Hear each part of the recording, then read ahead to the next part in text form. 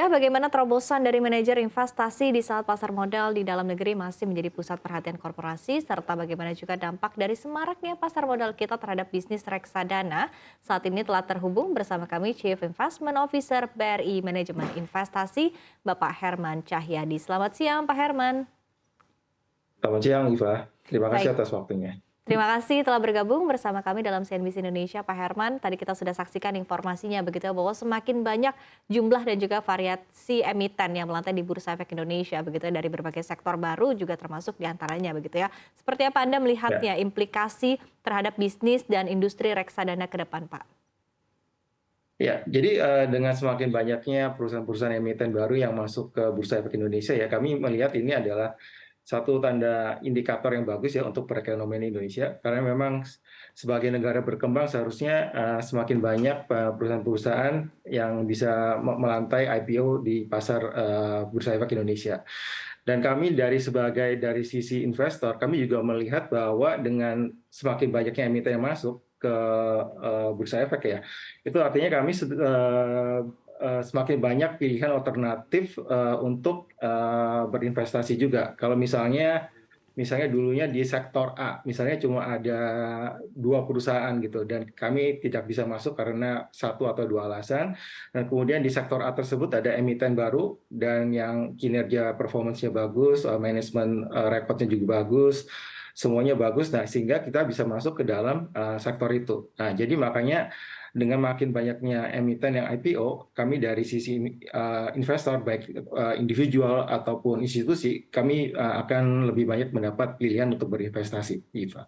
Oke, baik, tapi secara umum Pak, di satu sisi begitu ya, Ya, saham-saham dari sektor manakah yang menurut Anda begitu cukup banyak dipilih oleh BRI Manajemen Investasi untuk menjadi aset dasar dari produk reksadana saham maupun juga campuran begitu yang dirancang oleh perseroan.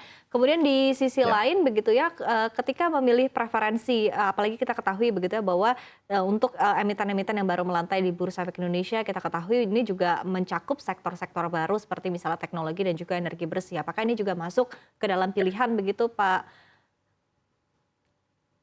Ya, jadi setiap tahun itu kami selalu melihat sektor-sektor mana yang akan perform ya. Nah, sektor-sektor mana yang akan perform itu, sektor pemilihan sektor ini, sektor allocation ini, itu kita sesuaikan dengan perkembangan ekonomi pada tahun tersebut ya.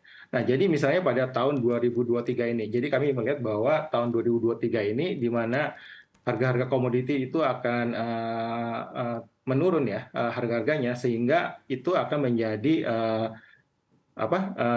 sumber efisiensi dari cost dari emiten-emiten yang bergerak di bidang consumer goods. Nah, jadi makanya kami melihat itu akan menguntungkan sektor consumer goods. Jadi kami melihat dari awal tahun bahwa kami akan overweight di sektor konsumen tersebut.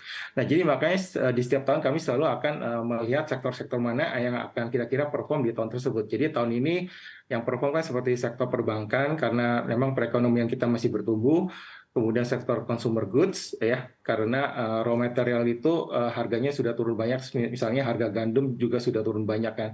Nah, jadi seperti seperti itu sih Pak. Kita selalu melihat dari top down dulu kira-kira sektor mana yang akan perform, dan kemudian kita akan bantu dengan melihat dari bottom up-nya apakah valuasinya masih menarik, apakah sektor tersebut ke depannya masih prospektif. Seperti itu, Pak. Oke, baik. Artinya dibuka dari tadi ya, choice of, sektornya terlebih dahulu begitu ya untuk, Ya, sektor sektoralnya. allocation dulu. Mhm, Ya, betul. Tapi di, Pak Herman di satu sisi begitu kalau kita lihat kan trennya nih Pak untuk, IPO hmm, saham di Bursa Efek Indonesia kita tadi seperti yang saya sampaikan begitu memang lebih cenderung dalam beberapa ya, tahun terakhir itu adalah sektor teknologi, kemudian juga sektor ya. energi bersih. Apakah ini juga sudah dilirik begitu oleh, Anda ataupun juga oleh BRI Manajemen Investasi begitu Pak? Di satu sisi apakah memang sudah cukup baik atau justru akan melihat terlebih dahulu seperti apa kinerjanya dalam beberapa tahun ke depan begitu baru nanti masuk ke dalam option Pak Herman?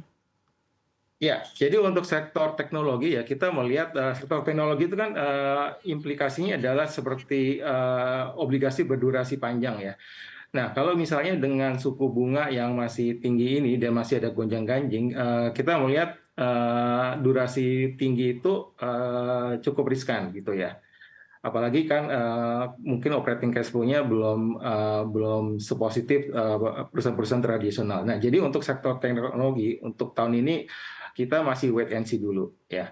Nah, kalau untuk sektor-sektor energi terbarukan itu kami melihat cukup menarik karena dari sisi ESG-nya juga masuk ya topiknya, dan memang kedepannya semakin investor-investor akan semakin melihat sektor-sektor yang seperti ini, sektor-sektor energi terbarukan sih Pak.